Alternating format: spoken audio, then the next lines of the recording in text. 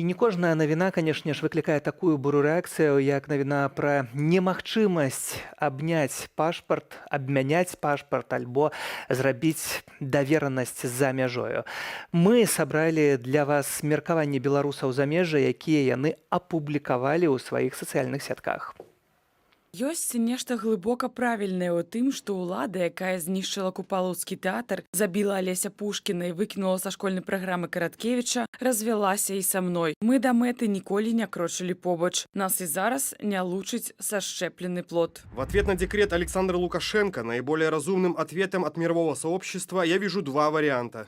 Упрощение процедуры вхождения в новое гражданство для белорусов. Признание, ратификация паспорта Новой Беларуси. В обоих случаях на данный момент единственной силой, которая имеет реальную возможность лоббировать интересы Беларуси, я вижу Светлану Тихановскую. Можно любить, не любить ее, поддерживать, не поддерживать, но есть объективная реальность. У 2017-м у мяне быў круцецкі сабака Джуд. І ўжо тады ён правакаваў мяне задумацца, а навошта мне беларускі пашпарт? Цяпер для беларусаў замежжа ёсць дадатковая прычына падаваць заяву на грамадзянства той краіны, дзе яны жывуць. Ад сённяшняга дня беларусы замежжа могуць замяніць беларускі пашпарт выключна ў Беларусі. Міжваенны час не чулі. Ну вось белурад і вырашыў маю дылему – падавацца на прытулак ці на гуманітарны ВНЖ.